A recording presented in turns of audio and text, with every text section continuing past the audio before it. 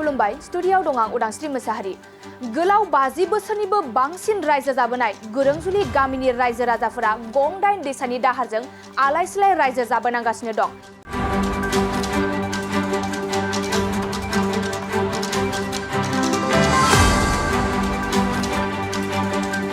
सनितपुर जिल्लानि सिङाव थानाय राङापारा हालामनि गुरुंजुलि गामिनि रायजो राजाफोरा गं 8 दैसानि दैजों जुजिनानै रायजो जाबोनांगासिनो दं। नंगौ दुखुनांथाव दि गुरुंजुलि गामिया दासिम फ्राय 50 बोसोरनिबो बारा जाबाय आबै आबौनिफ्रायनो रायजो जाबोनाया दासिम सरखारनिफ्राय जेबो सुबिदा मोनैया। बे गामियाव गंसेबो मोजां लामा दालां गैया आरो लामाफोरा दासिमबो हाखर हालायैनो दं होनना फोरमायदों बे गामिनि सुबुंफोरा आरो बे गामिनि फरायसा फरायसुलिफोरा फरायसालियाव थांनो थाखाय जोबोद दुखु खस्थजों दैसाखौ बारनो गोनां जायो। माब्लाबा हरसे गाहाम अखा हानायनि जाहोनाव खैलाजुलि दैसाया बिखासे गाहाम जाबोयो।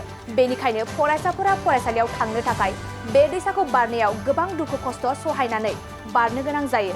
लोगोसे बेराम आजार जानायखौबो देहा फाहामसालियाव लांनायाव गोबां खस्थ भुगिनो गोनां जायो। मानोना बे ओनसोलाव मोजां लामा आरो दालां गैयैनि जाहोनाव बे गामियाव एम्बुलेन्सआ फैया।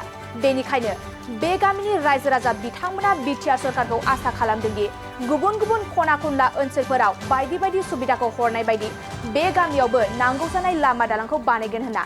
बिथांमोना सिगां समाव सथिया बियाबाव दंमोनब्लाबो जेबो सुबिदा मोनाखैमोन। नाथाय बे बाराव दिखियाजुलि बियाबाव गोदानै सोसनजाबाय।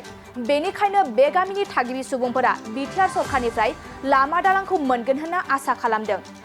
गुरुंजुलि गामिनि रायजो राजा बिथांमोना खौरांनि गेजेरजों सरकारनिसिम मा फोरमायदों फै जों मिथिना लानि। गिबियावनो रादाब बुथुमगिरि बिथांमोननिसिम खुलुमग्रोनाय थाबाय। आं बेखौनो खावलायनो सानदों गभर्नमेन्टनिसिम बा सरकारनिसिम जोंनि बे गुरुंजुलि गामिया दिनै 50 बोसोर रायजो जाबोबाय आबै आबौनि समनिफ्रायनो। दा आं बेनिखायनो खावलायनो सानदों जे गभर्नमेन्टनिफ्राय जोंनि गामिया दिनैसिम जेबो सुबिदा मोनाखै। मानो होनबा दिनै आगोलनिफ्राय जिबायदि दैमा बे दैमाया दाबो बिदिनो दङ। दिनैसिम जोंनि गामिनि लामाया गोजौ गाहाय आरो दैमाया जों गामियाव गैया होनबाबो 7-8 दङ। दा बाहाय जोंनाव दिनैसिम मोनसेबो कालभार बक्स होआखै बा मोननाय जायाखै गभर्नमेन्टनिफ्राय बा दालां मोनसे बानायनाय मोनाखै। जों गभर्नमेन्टनिफ्राय जेबो सुबिदा मोनाखै।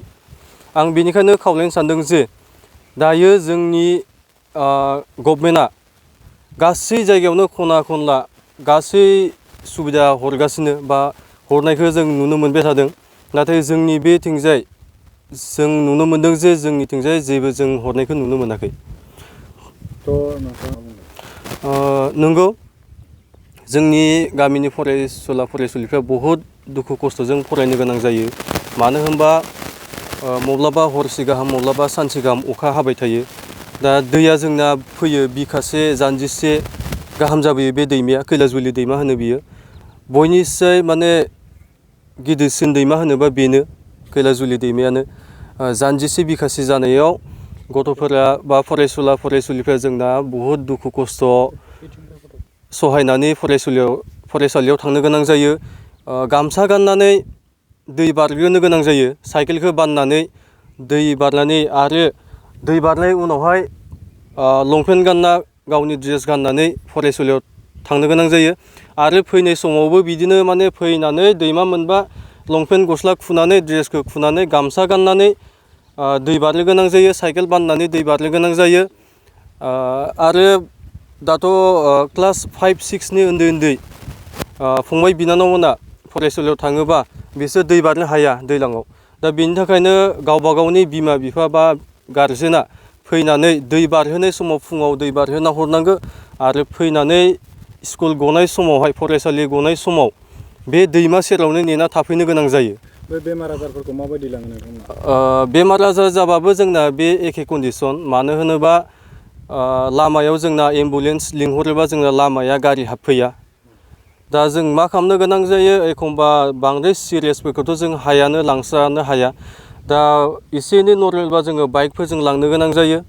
एम्बुलेन्स लिंहरबाबो फैया गामिसिम हाबफैया गारिया असुबिदा गोजौ गाहाय दैमायानो 7ता 8ता दङ जों गामियाव दा बे दैमानि थाखाय गोजौ गाहायनि थाखाय जों गामियाव माने एम्बुलेन्स फैया बा साखा खब्रैयानो हाबा होनजायो दा बिनि थाखाय जोङो जिखिनि नर्मेल जुदि बेमारि फैयो दङबा बा बेमार आजार जायोबा जों बाइकजों लांनो गोनां जायो आरो असुबिदा थारबाथ' जों थेलायावबो लांनो गोनां जायो माने दा मा सरकारखौ आं जोबथारनायाव सरकारखौ जेनेबा दायो सोलिबाय थानाय गभर्नमेन्टखौ बेखौनो खावलायनो लुगैयो जे बेफोरबायदि असुबिदाखौ नायसनफैनांगौ गुबुन जायगायाव जेबायदि गामि गामि हाबनानै लामा दालांफोरखौ नायनानै अनसुंथाइ होयो थिग बेबायदिनो जोंनि बे गामियावबो फैनानै नायफैनांगौ माबायदि कन्डिसनाव दङ दिनै 50 बोसोर रायजो जानानैबो जुदि लामा दालाङा बेबायदि कन्डिसनाव थायोबा बेफोरखौ फैनानै नायसननांगौ आरो जोंनि बे लामा दालांखौ बानायना होफैनांगौ आं बेखौनो गभर्नमेन्टसिम गुरैयै खावलायहरनाय थाबाय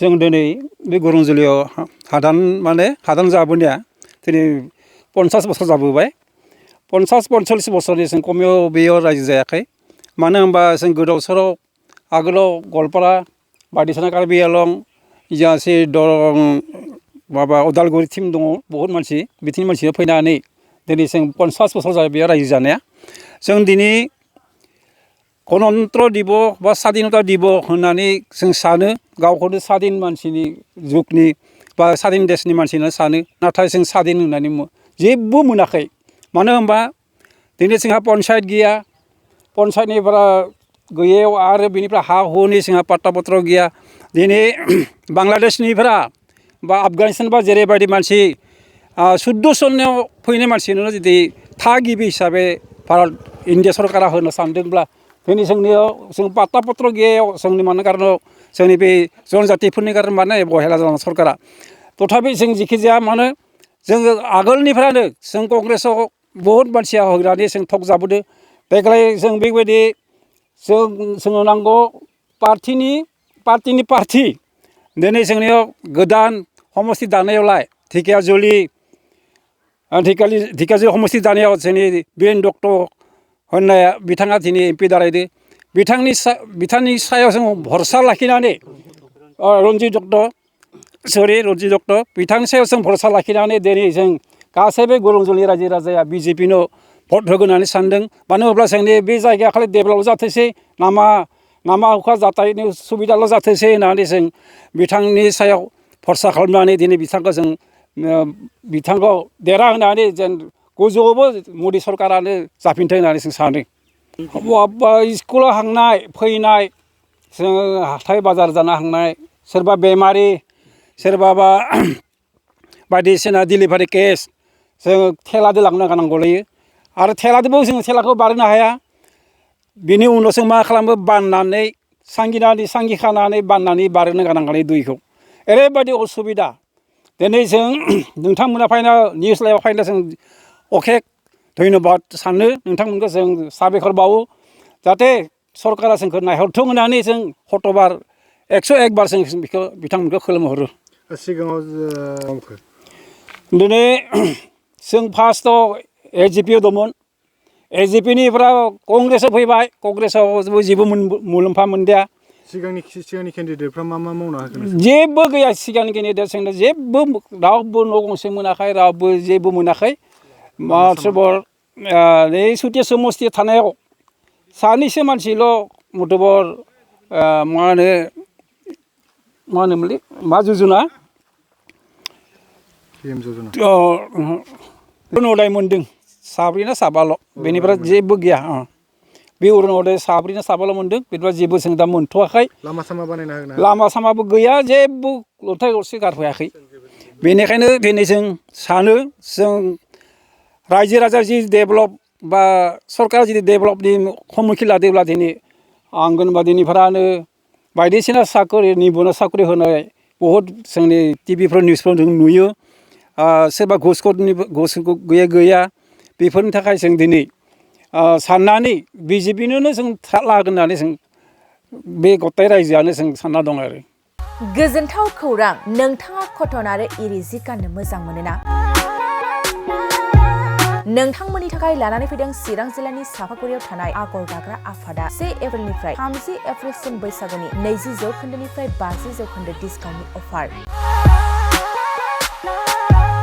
आगर स्ट'राव हौवाफोरनि थाखाय कटन आरो इरि जिफोरखौ मोननो हायो जेरै जेन्स शार्ट, शर्ट कुर्ता, लं कुर्ता, वेस्टकट, गामसा स्टल, मफलार, आर'नाइ आरो हिन्जावफोरनि थाखायबो कटन आरो इरि जिफोरखौबो मोननो हायो जेरै ladies kurta, ladies top, ladies pant, दखना, साद्रि, इरि स्टल आरो इरि सलफोरनि गानग्रा जोमग्राफोरनि जिखौ मोननो हायो।